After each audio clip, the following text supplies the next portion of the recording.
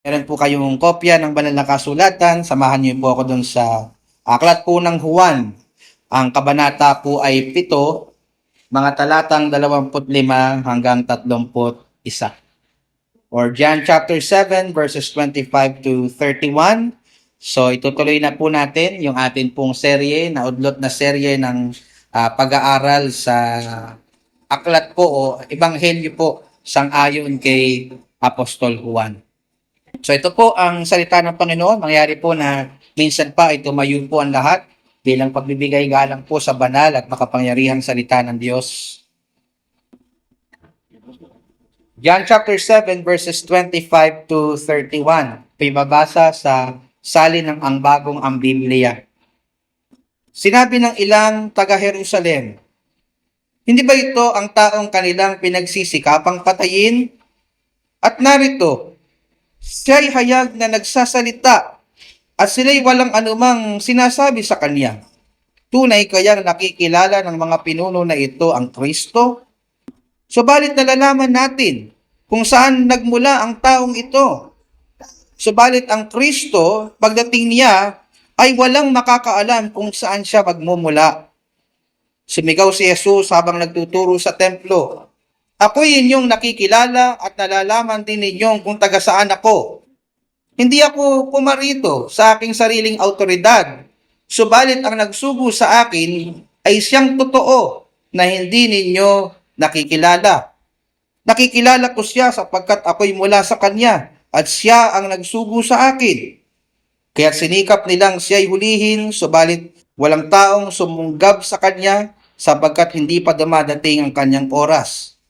Gayunmay, marami sa mga tao ang sumasampalataya sa kanya at kanilang sinabi, pagdating ng Kristo, gagawa ba siya ng mas maraming tanda kaysa sa mga ginawa ng taong ito?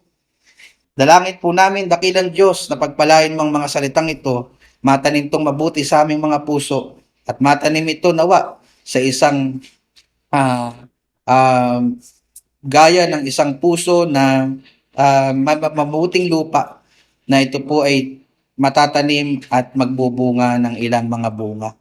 At dalangin ko po, ito po ay magdulot ng kaligtasan sa mga taong naririto na wala pang tunay na kaligtasan. Ito po ang mataas, si Kristo po ang maging sentro ng pangangaral na ito sa pangalan ni Jesus. Amen. Kakaupo na po kayo mga minamahal.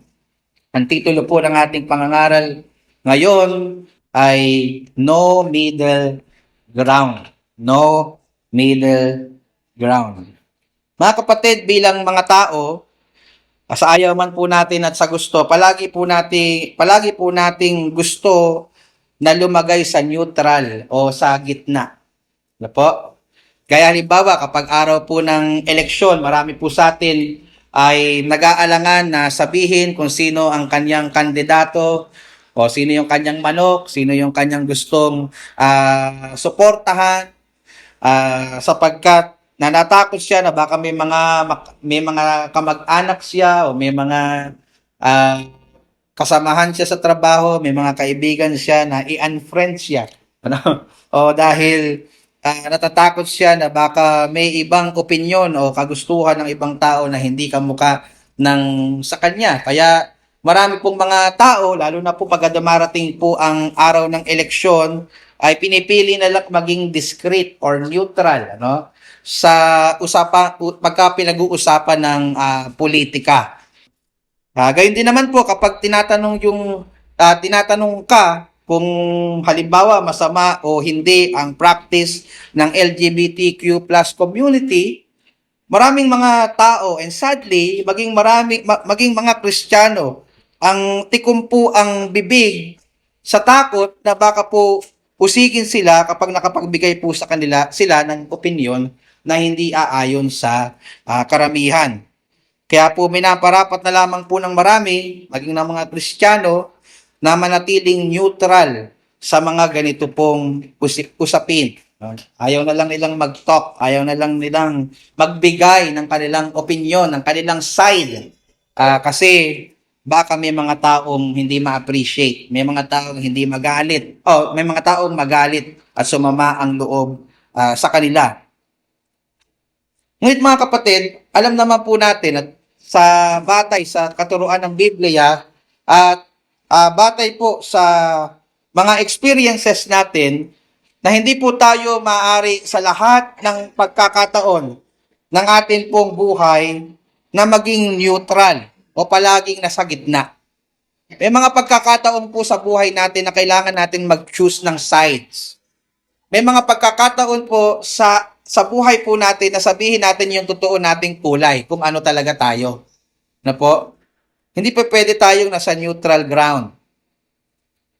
Hindi po pwede tayo, kagaya ng ating titulo ng sermon, na nasa middle ground. O sa iba, sabi sa ng kasabihan, namamangka sa dalawang ilog. Hindi po pwedeng mananampalataya ka and at the same time ay hindi. No? Hindi po pwede na ikaw ay sa Diyos and at the same time sa sanlibutan. At hindi po pwede na sa langit ka and at the same time impyerno. Hindi po tayo naniniwala sa lugar na tinatawag na purgatorio na nasa gitna. Wala po yan sa Bible. Kahit pagbalik-balik rin po ninyo. So, usapin po ng pananampalataya, mga kapatid at mga minamahal, gusto ko pong ipakita sa inyo na wala pong middle ground. Wala pong neutral. Dalawa lamang po ang categories ng mga tao na naririto sa mga oras na ito. Yung mga taong mananampalataya at yung mga taong hindi mananampalataya. Alin ka lang po dyan sa dalawa, mga kapatid. At ganyan po yung makikita natin sa tekstong ating pinag-aaralan po ngayong umaga. Mga kapatid, kung naalala nyo, ito po ay continuation ng pagtuturo po at diskusyon ng ating Panginoong Hesukristo habang siya po ay nasa loob po ng templo sa Jerusalem sa mismong araw po ng tabernakulo, yung tinatawag po na sukot. Yan po yung context niyan po, mga kapatid. At dito po, makikita natin na matapos po ng pagtuturo at pagtutuwid ng ating Panginoong Hesukristo sa mga Hudyo in verses 14 to 24, naroon pa rin po yung pagdududa o pag-aalinlangan ng marami tungkol po sa pagkatao ng ating Panginoong Hesukristo. Marami pa rin po na nag-aakala na siya po ay fake. Marami pa rin po ang nag-aakala na siya po ay fraud o bulaan at hindi totoo na Kristo.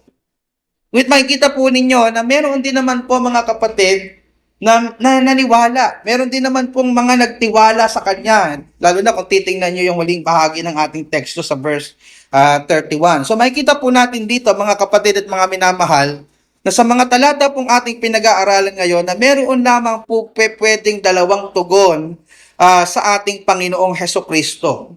Iyan po ay ang pagsampalataya at ang pagdududa o hindi pagsampalataya sa Kanya. Wala po, ulitin kong middle ground. Wala po nasa gitna. Wala pong alanganin sa usapin ng atin pong pananampalataya. At yan po yung malinaw na makikita po natin sa mga talatang ating pinag-aaralan ngayong umaga na hinati ko lamang po ito sa dalawang bahagi.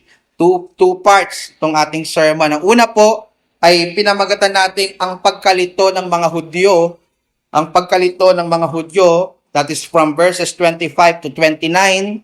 At yung last part, o yung second part, ay yung pagkahati ng mga Hudyo in verses 30 to 31. Pagkalito ng mga Hudyo at pagkahati ng mga Hudyo. So aralin po natin isa-isa mga kapatid. Unahin po muna nating pag-usapan o pag-aralan yung pagkalito ng mga Hudyo in verses 25 to 29. So dito po mga kapatid, makikita po ninyo yung pagkalito po ng mga Hudyo sa tunay po na pagkakakilanlan ng ating Panginoong Hesukristo. Ngunit mapapansin niyo po sa mga talatang ito na hindi po sila nalilito dahil magulo po ang pagtuturo ng ating Panginoong Hesukristo tungkol sa kanyang sarili. O dahil po kulang yung mga evidences na ibinigay at ipinakita ng ating Panginoong Hesukristo para patunayan kung sino talaga siya. Ang kanila pong pagkalito ay bunga po ng mga maling katuruan na tinanggap po nila at yung kanilang kawalan ng pananampalataya. So yun po, noon po nagmumula yung pagkalito po dito ng ating ng mga Hudyo sa oras po na ito. Tingnan niyo po yung banggit halimbawa in verses 25 to 26 sa inyong mga Biblia, sabi po doon, sinabi ng ilang taga-Jerusalem, hindi ba ito ang taong kanilang pinagsisikapang patayin? At narito siya, hayag na nagsasalita at sila'y walang anumang sinasabi sa kanya. Tunay kayang nakikilala ng mga pinuno na ito ang Kristo? Sa mga talata po ito, mapapansin nyo yung kalituhan ng mga Hudyo, partikular po ng mga tao sa Jerusalem. Alam po ng mga Hudyo na ang kanilang mga pinunong pariseo o mga chief priest o yung mga punong pari ay meron pong kakayanan, meron pong kapangyarihan. Sila po ay merong otoridad na ipadakip at ipahuli ang ating Panginoong Hesukristo kung aakalain nilang siya ay peke o huwad na dinadala ang marami sa kamalian. So alam nila na merong kakayanan itong mga pinunong Hudyo. Ngunit nakikita nila, habang hayag na nangangaral ang ating Panginoong Jesucristo, wala silang imik, wala silang aksyon. Sabi sa verse 26, sinahayaan lang nilang siya'y hayag na magsalita. Alam niyo po yung salitang hayag dito, galing po yan sa salitang Griego na paresia, na ang ibig sabihin po is telling all or keeping back nothing. Ibig sabihin, mga kapatid, nung nagtuturo po ang ating Panginoong Hesukristo sa templo, hindi na po siya nagpipigil ng kanyang mga gustong sabihin. Hayagan na po niyang sinasabi, hayagan na po niyang tinuturo, hayagan na po niyang pinangangaral kung sino talaga siya bilang Mesiyas, bilang Diyos. Na siya ay hindi lang basta ordinaryong tao, kundi siya po ay tunay na Diyos. Na siya po ay tagapagligtas at siya po ang matagal na nilang hinihintay na Kristo. Ngunit mga kapatid, sa kabila po ng mga diretsyahan at matatapang na pahayag at claim ng ating Panginoong Hesukristo, hindi po nakibo, hindi po kumikibo yung mga pinunong Hudyo. Batay po sa observation ng mga taga-Jerusalem in verse 26, sila daw po'y walang anumang sinasabi sa kanya. At dahil po wala silang kibo, iniisip po tuloy ng mga Hudyong ito na nakaka-witness sa mga pangyayaring ito, na baka naniniwala na rin yung mga pinuno nila na sa mga kapahayagan ng ating Panginoong Hesukristo na siya nga ang Kristo, siya nga ang tagapagligtas. Ngunit mga kapatid, hindi po nila ito sinasabi, o hindi po nila ito sinabi dahil tila nakukumbinsi na sila dahil nakita nilang hindi tinututulan o hindi dinadakip ng mga pinuno nila ang Panginoong Hesukristo habang siya po ay nagtuturo sa templo. Sinabi po nila yung mga katagang ito in verse 26, sapagkat ang pinanggagalingan po nila dito, mga kapatid, ay yung frustration sa mga pinuno nila. Sila'y nadidismaya sa mga pinuno nila dahil hindi pa rin sila naniniwala sa kanya at para sa kanila, dapat arestuhin na tong tao na to, dapat dakpin na to at patayin itong huwad na tagapagturo na ito sapagkat nililigaw niya ang marami naming kababayan. So, sinasabi po nila yung verse 26, out of their frustration at pagkadismaya sa mga Hudyo, dapat kumilos na sila, dapat hulihin na sila. Ang lagay ba'y parang naniniwala na sila sa Panginoong Hesukristo sapagkat wala silang ginagawa. So, paano ko po nasabi, mga kapatid, na hindi po nila yun nasabi dahil sila'y naniniwala, but because sila po ay frustrated sa mga pinuno nila sapagkat sila mismo ay hindi pa rin naniniwala. Tingnan nyo lang po yung susunod na talata in verse 27. Ang sabi diyan, subalit nalalaman natin na kung saan nagmula ang taong ito. Subalit ang Kristo, pagdating niya ay walang makaalam kung saan siya magmumula. So dito nabasa po ninyo yung isang maling paniniwala ng mga Hudyo.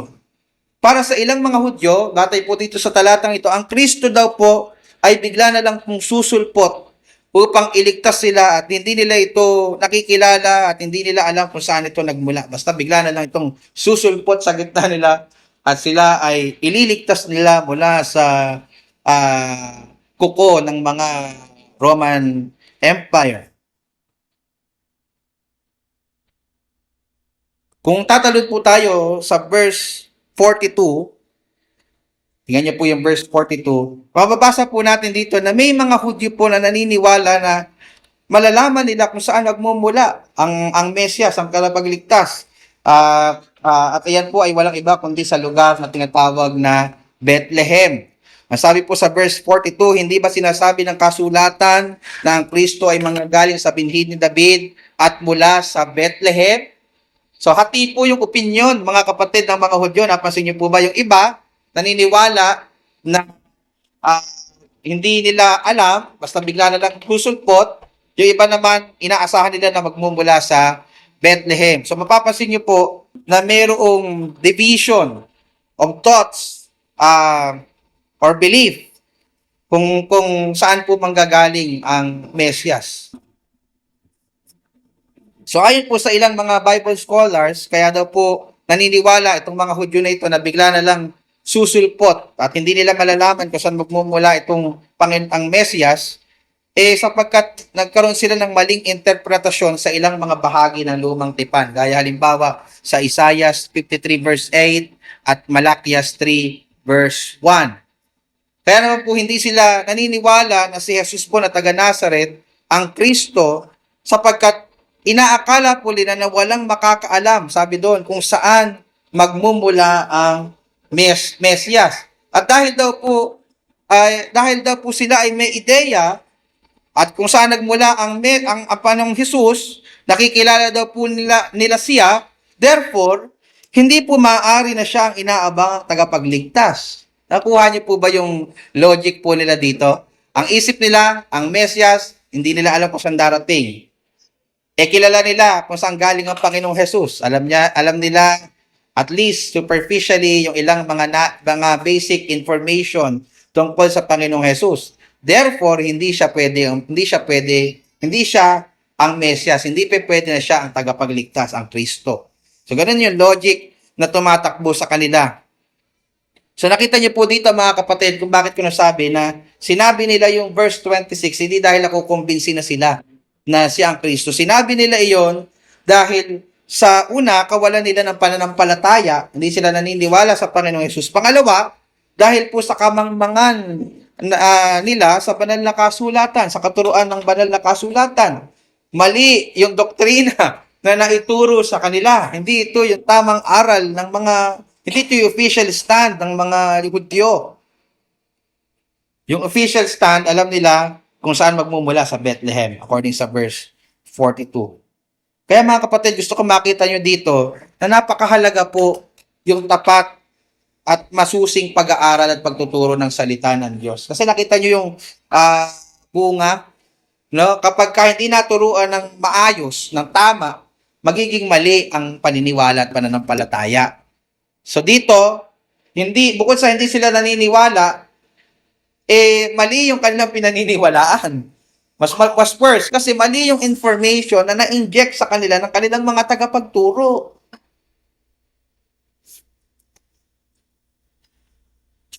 So now, dahil po kamangmangan sa tinuturo ng salita ng Diyos tungkol sa Panginoong Hesukristo at dahil po sa kawalan ng kanilang pananampalataya, mababasa niyo po in verses 28 to 29 na nirebuke sila, tinuwid po sila ng ating Panginoong Hesukristo. Tingnan niyo po yung verses 28 to 29. Sumigaw si Jesus, ang sabi doon, habang nagtuturo sa templo. Napansin niyo, sumigaw si Jesus. Kaya huwag kayo magagalit kung minsan sumisigaw si pastor. Kasi yung ating Panginoon sumisigaw din eh. Sabi, sumigaw si Jesus habang nagtuturo sa templo. No? May iba kasi ayaw sa sumisigaw eh. Ako'y inyong nakikilala at nalalaman din ninyo kung taga saan ako. So, stop po muna tayo doon, mga kapatid. So, dito po mababasa ninyo na nagtaas na ng boses ang ating Panginoong Hesukristo habang siya po ay nangangaral. Bakit kanyo? Na-offend po siya sa mga Hudyong ito. Sapagkat inaakala po nila na nalalaman po nila ang lahat at tama yung impormasyon nila tungkol sa ating Panginoong Hesukristo. At ngunit sa isip nila, siya po ay walang iba kundi mapagpanggap, mayabang at bula ang tagapagturo. Kaya gusto nga nilang pahuli. ang ating Panginoong Hesukristo. Sa isip nila, tama yung kanilang paniniwala. Sa isip nila, ito talaga ang ating Panginoong Hesukristo. Ngunit in reality, hindi talaga nila siya nakikilala. Akala nila, alam na nila ang lahat ng impormasyon at kailangan nilang paniwalaan tungkol sa Panginoong Hesus. Pero ang katotohanan, wala silang nalalaman. Yung sinasabi po ng ating Panginoong Jesucristo in verse 28, na ako'y inyong nakikilala, kita niyo po yun, at nalalaman din ninyo kung taga saan ako, ay hindi po ito isang statement of fact or affirmation ng ating Panginoong Jesucristo na totoo ngang nakikilala nila siya. Sa unang basa, parang ganun eh. Parang ina-affirm ng Panginoon na, oo, kilala niyo ako, tama yung pagkakakilala niyo nga sa akin. Pero considering the context, hindi po gayon. Kasi kung kontra yan, halimbawa, kung tatalong kayo sa chapter 8, verse 19, makikita niyo doon na sa chapter 8, verse 19, na sinabi po ng ating Panginoong Jesucristo na hindi naman talaga nila siya nakikilala. Tingnan nyo, chapter 8, verse 19, pagkahan nyo yung chapter 7, sabi doon, kaya sinabi nila sa kanya, nasaan ang iyong ama? So, tinatanong nila ang Panginoong Jesus. Sumagot si Jesus, hindi nga ninyo ako kilala. Nakita nyo po, hindi nga ninyo ako kilala o ang aking ama. Kung ako'y inyong kilala, ay kilala rin sana ninyo ang aking ama. So dito po nabasa natin na hindi talaga nila tunay na nakikilala ang ating Panginoong Hesus o kung sino talaga siya. Sa makatuwid, mga kapatid, going back to our text, yung sinabi po ng ating Panginoong Jesucristo na ako'y inyong nakikilala at nalalaman din ninyo kung taga saan ako, ay hindi po pagsang-ayon sa kanila na tunay yung kanila pong pagkakakilala. Mga kapatid, this is just a form of sarcasm on the end of our Lord Jesus Christ. So tinutuya po ng ating Panginoong Jesucristo yung kayabangan o yung claim ng mga Hudyong ito na kilala daw nila yung ating Panginoong Jesucristo. Parang sinasabi po niya dito, if I will paraphrase this, talaga ba? Kilala niyo ako at alam niyo kung taga saan ako? Kasi sabi nila, kilala daw nila ang Panginoong Yesus. So parang sinasabi niya, talaga ba? Hindi nga. Kilala niyo ba talaga kung sino ako at kung taga saan ako? So alam ni Jesus ang totoo, mga kapatid, na hindi talaga nila siya tunay na nakikilala. Kaya po tinawid po sila ng ating Panginoong Yesus. Ang sabi po, again, sa pagpapatuloy ng verse 28, hindi ako pumarito sa aking sariling otoridad, subalit ang nagsugo sa akin ay siyang totoo na hindi ninyo nakikilala. Nakikilala ko siya sapagkat ako'y mula sa kanya at siya ang nagsugo sa akin. So dito po, nabasa natin na hindi lang pala nila hindi kilala ang ating Panginoong Jesucristo, mas worse, hindi din pala nila kilala ang Diyos Ama na nagsugo sa Kanya. Inaakala nila all this time, mga kapatid, na sila ang tunay na mayroong pagkakakilala sa Diyos Ama, na sila ay yung mas nakakaunawa kaysa sa iba. Pero in-expose ng ating Panginoon Jesucristo ang totoong kalalagayan ng kanilang puso, ang totoong kalalagayan ng kanilang pananampalataya. Kung meron mang pong fake o hindi po totoo dito o hindi totoong nakakakilala dito, ay yung claim ng mga Hudyo na nakikilala nila si Jesus at ang nakikilala nila ang Diyos Ama. Na sinasabi po dito na totoo, aleitinos, which means opposite to what is fictions, counterfeit, imaginary, and pretended.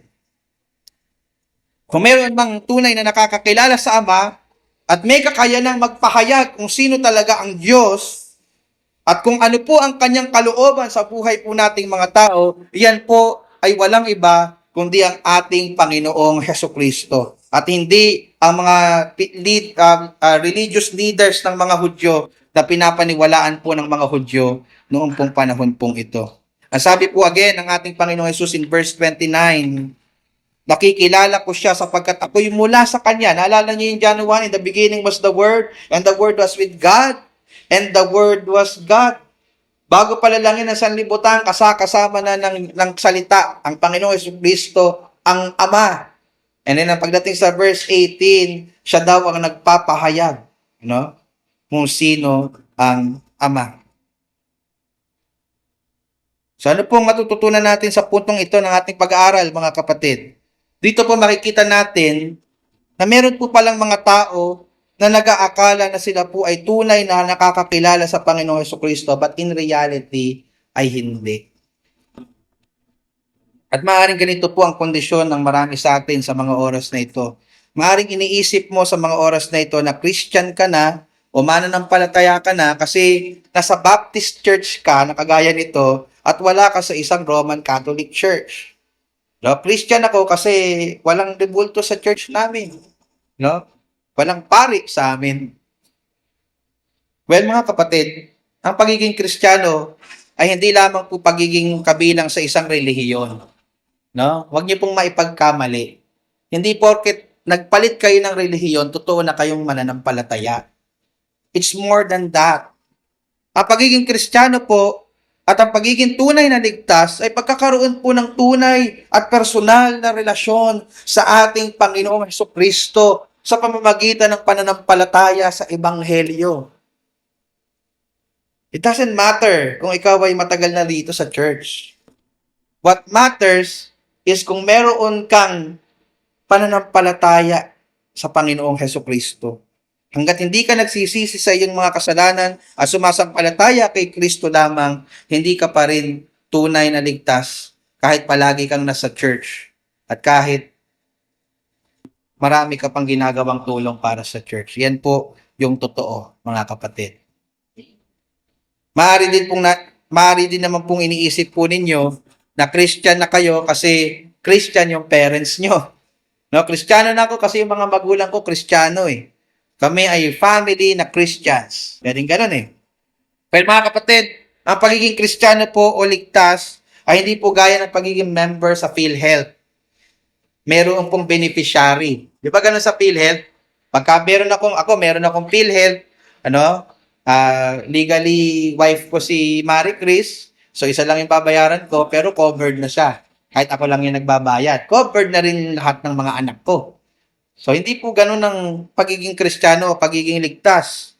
Kailangan mo, personal, na sumampalataya kay Kristo. Ikaw sa sarili mo ang magdidesisyon na sumampalataya sa Panginoong Kristo. Hindi ka covered ng pagsampalataya ng parents mo or ng mga kapatid mo o o even ng asawa mo.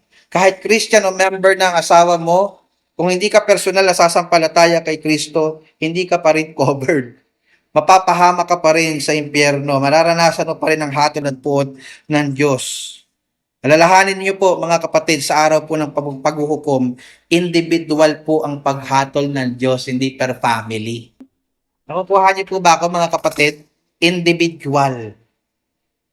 Personal kang haharap sa hukuman ng Diyos. At pagsusulit mo lahat ng iyong ginawa dito sa lupa. Magpakasasa ka, magpakasaya ka sa lupa. Pero isang araw, pagsusulit mo yan lahat sa Diyos. Maaari din naman po iniisip po na Christian ka na or ligtas ka na kasi nadodoktrinahan ka ng dama sa church. No? Kasi naiintindihan mo na yung 5 solas. Kaya mo lang i-recite yung gospel. Alam mo na yung doctrine ng Trinity. Alam mo na yung hypostatic union ni Christ. Well, mga kapatid, sabi po ni Santiago, faith without works is dead. So, hindi po ibig sabihin nun, mga kapatid, na kailangan mong gumawa para maligtas. Ang ibig sabihin nun, ang tunay na pananampalataya ay nagbubunga ng mabubuting gawa. Namely, nagbubunga ng panibagong buhay. So, kung Christian ka, dahil inaakala mong Christian ka, dahil may alam ka ng mga doktrina sa church, pero yung pamumuhay mo ay kagaya pa rin ng sanlibutan. You talk like the world, you think like the world, you dress like the world, there's something wrong with your profession of faith.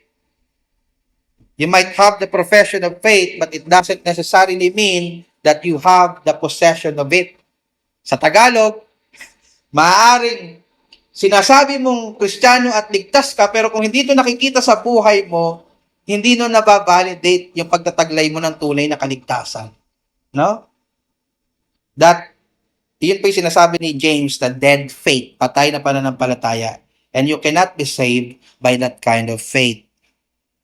Kung talagang Christian ka, dapat nakikita yun sa buhay mo. Mga kapatid, can you pause for a while? Lalo na yung mga believers na naririto. No? Mukha bang Kristiyano yung pamumuhay mo this past few days? How about yung celebration mo ng Christmas and New Year? May something bang Christian doon sa ginawa mong lahat ng celebration mo? Nag-pray ka man lang ba? O kayo ng pamilya nyo ng New Year? Or nasiyahan na kayo sa paputo, sa maraming handa, and so on and so forth? No? Pero pinagpasalamat nyo lang ba as a family that the Lord has been faithful to us this year 2024? And we commit our lives as a family this year 2025. No? Kamusta po yung ating pamumuhay? Kung talagang Christian po tayo, makikita po yun sa buhay natin. Okay? If not, maaaring dinadaya mo lang po ang iyong sarili, kagaya po ng mga Hudyong ito. You remember them? Kala nila, nakikilala nila ang Panginoong Jesus, but in reality, hindi po pala. Mga kapatid, there's no such a thing as nominal Christian. Alam niyo po ba yung nominal Christian? Yung Kristiyano ka lang sa pangalan, ano? Pag tinanong ka ng religion mo, lalagay mo sa resume mo, Baptist. Ano? Pag tinanong ka, ano religion mo? Born again ako. As if meron namang religion na born again. Ano? Hindi religion yung born again. Yun po ay experience. Ano? Pwede ka Pentecostal, pwede ka Baptist, pwede ka Presbyterian, pero walang religion na born again. Na mali. So, hindi pa pwede na sa pangalan lang ikaw Christian. No? There is no such a thing as well as carnal Christian. Na you can be a baby. Now, you can be a baby Christian. Ano? Pwedeng bago ka palang mananampalataya. I understand kung bakit minsan hindi ka maingat sa pagsasalita mo, hindi ka maingat minsan sa mga kilos mo. Kasi baby Christian ka pa lang, bago ka pa lang. I understand that. No? But you cannot be a carnal Christian. Ano po yung carnal Christian? Yung nagpapahayag kang Christian ka, member ka ng church, pero yung buhay mo, walang pinagkaiba sa sanlibutan. Carnal Christian. Nabubuhay ka pa rin kagaya ng dati. So you cannot be a carnal and at the same time Christian. It's oxymoron. It's contradiction in terms. Ano? Parang mainit na malamig. Meron bang ganon? Ganon yung carnal Christian, makasinlubutang Kristiyano. There's no such a thing like as that. Give me a break, sabi nga ng Amerikano. Give me a break. Ang sabi po ni James, ang pakikipagkaibigan sa sanlibutan ay pakikipag-away sa Diyos. Naintindihan niyo po ba yon? Sa James chapter 4? Hindi ba pwedeng Christian ka, pero you live like the world. There's no middle ground, mga kapatid. Is either ikaw ay tunay na mananampalataya or hindi gaya ng mga Hudyo dito or sa ating unang punto at mas makita pa ninyo yung contrast dito po sa panghuli. So either ikaw ay mananampalataya or hindi or gaya po ng mga Hudyo dito po sa ating unang punto na nag-aakala na sila'y mananampalataya o ligtas, but in reality ay hindi. So, pangalawang bahagi, mga kapatid, after po ng pagkalito ng mga Hudyo, makikita niyo po dito yung pagkahati ng mga Hudyo. In verses 30 to 31, mga kapatid, nandun na tayo sa last few verses. Mababasa po natin dito yung division ng mga Hudyo matapos po silang i-rebuke at ituwid ng ating Panginoong Kristo. Dito po makikita ninyo yung dalawang klaseng tugon ng mga Hudyo sa kapahayagan ni Kristo. Ito lang po yung dalawang tugon ninyo na pwede. Ano? Alin lang dito sa dalawa. Yung unang tugon po ng mga Hudyo na makikita po natin sa talata ay yung kawalan po nila ng pananampalataya. Tingnan niyo po yung verse 30, mga kapatid. Verse 30. Kaya sinikap nila after nung kapahayagan at pagtuturo at pagtutuwid ng Panginoon Jesus, ano ginawa nila in verse 30? Sinikap nilang siya'y hulihin. Subalit walang taong sumunggap sa kanya sapagkat hindi pa dumadating ang kanyang oras. Yung salita pong sinikap dito, mga kapatid, galing niya sa Greek word na zeteo, na may ibig sabihin na to crave or to strive after. So mahihahanin tulad po natin ito sa taong gutom na gutom. Kaya naalala ko si Sheila yung naglilihi, nagke-crave sa lechon. Talagang gagawin ng lahat. Makakain lang ng pinaka-asam-asam na lechon o pagkain. Naranasan niya na po ba yun? Gutom na kayo? Gusto niya nang kainin yung anak ninyo. Sobrang gutom, So, ganun po ka-intense yung desire ng puso ng mga pinunong Hudyong ito na hulihin ang ating Panginoong Hesukristo para silang mga taong gutom na gutom at gustong hulihin at patayin ang ating Panginoong Hesukristo. At nakita niyo po yung kawalan ng panampalataya ng mga Hudyong ito. Imbis na magtiwala sila, magsisi sila, oo nga Panginoon, nagkamali po kami ng pagkakakilala sa iyo. Akala po namin tama yung pagkakakilala ko sa iyo, pero mali po pala. Ang ginawa nila, nasaktan pa yung pride nila, gusto nilang hulihin itong Panginoong Hesus at siya'y patayin. Gusto nilang paslangin ang ating Panginoong Hesus. At ang nakakalungkot po mga kapatid, ganyan po ang maraming tao, maging sa panahon po natin ngayon, sa kabila ng maraming pagba-Bible studies, maraming sermon na kanilang narinig about the gospel, nananatili pa rin silang sa kanilang mga kasalanan at matitigas na puso. Mga kapatid. So sana po, hindi ganito yung ating mga tugon. After ng maraming proofs, after ng maraming pagtuturo about kay Jesus Christ, hindi na sana kawalan ng pananampalataya at pagre-rebelde sa Panginoong Hesus yung ating tugon. Now, going back to the narrative, nagke-crave po yung mga Hudyo na hulihin yung Panginoong Hesus. Pero, kung naitatanong niya, bakit hindi nila magawa? Kaharap na nila yung ating Panginoon, hindi po ba? Ito na yung tamang pagkakataon.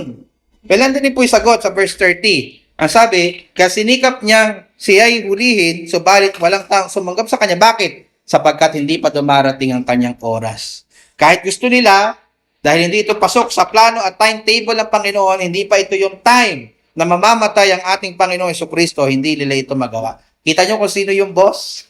Kita nyo kung sino yung sobereno? Hindi ang tao, ang Diyos. Hanggat hindi kalooban ng Diyos, hindi ito mangyayari. So nakita po natin ang kawalan ng pananampalataya at pagkamuhi ng karamihan sa mga Hudyo in verse 30. Ngunit hindi po lahat ay negatibo ang tugon, mga kapatid, sa ating Panginoong Hesus. May mga tao po, mga kapatid, na positibo ang naging tugon. At sana ikaw to, kapatid.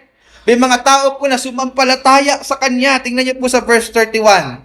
Gayon may marami sa mga tao ang, sumampalataya sa Kanya. At kanilang sinabi, pagdating ng Kristo, gagawa ba siya ng mas maraming tanda kaysa sa mga ginawa ng taong ito? So yung tanong po dito ng ilan sa mga Hudyo ay nag-e-expect po ng negative answer. Wala.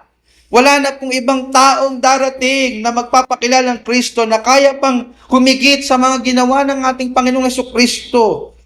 Sapat na at sobra pa yung mga pagtuturo at mga himala na ginawa ng ating Panginoong Hesukristo para patunayan yung kanyang claim na siya po ay hindi lang basta tao, kundi siya ay Diyos. Siya ang Kristo na mag-aalay ng kanyang buhay para sa kapatawaran ng kasalanan ng sanlibutan.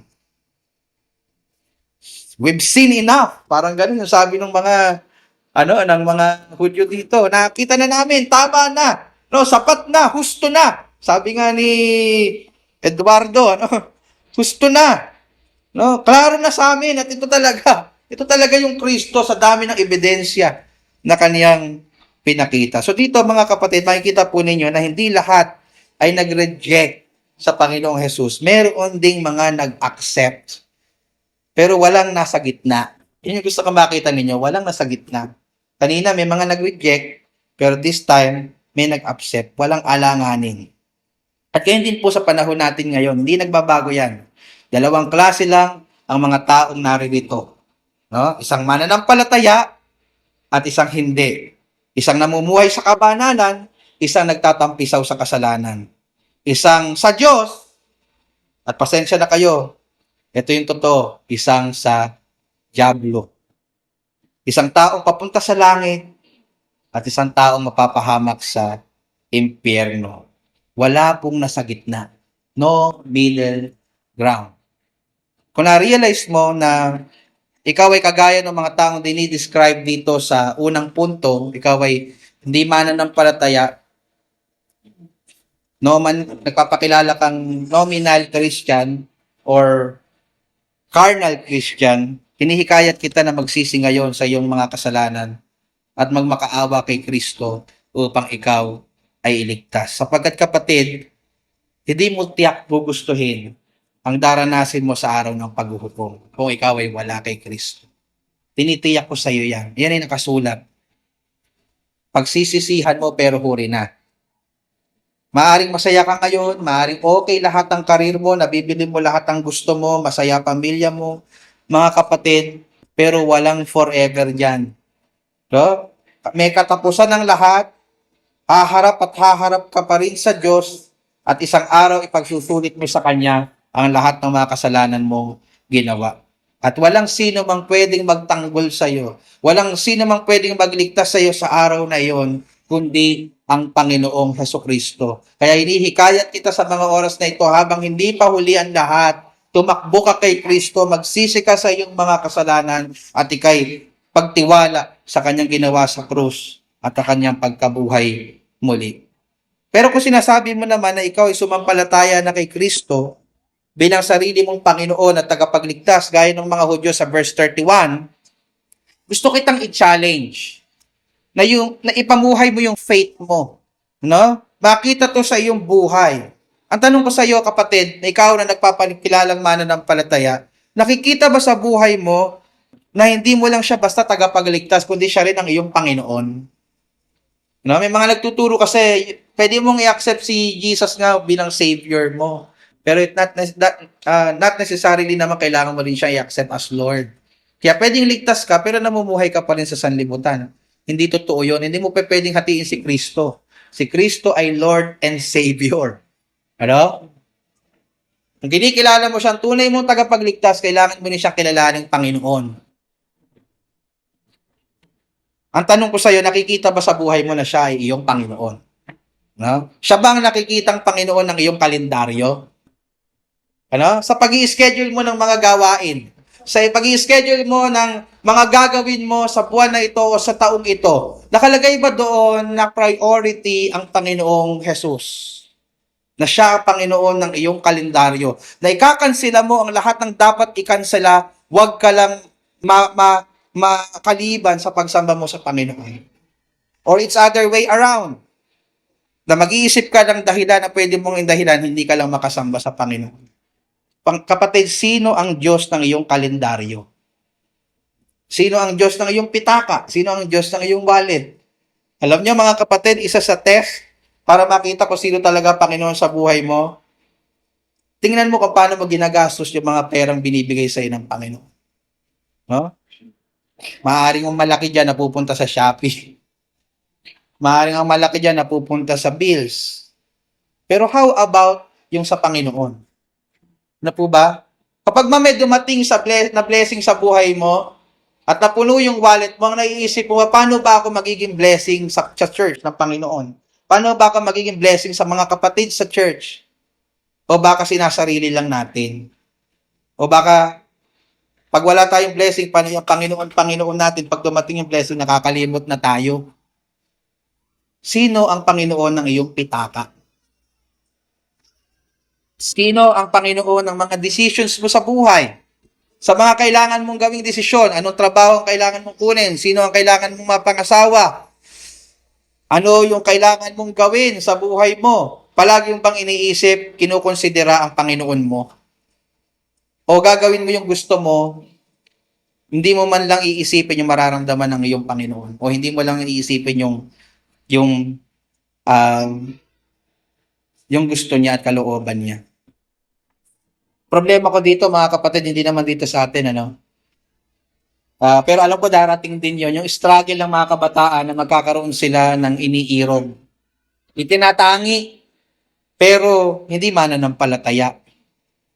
Yun ang problema ko. Madalas, at na-experience ko to sa ibang church, na pinaglingkuran ko, na nung una, kaibigan ko siya, nagpapaliwanagan kami tungkol sa Biblia, pero pag umiral at nanguna na ang puso, Hindi na ako kaibigan kundi kaaway. No, hadlang ka sa aking kaligayahan, pastor. No? Ayaw na kitang makita. No? Siya ba ang Panginoon mo sa iyong pananamit? No, nakikita ba sa buhay mo, sa pananamit mo, na ang gusto mo i-glorify ay ang Panginoong Diyos? At hindi yung sarili, hindi yung tao.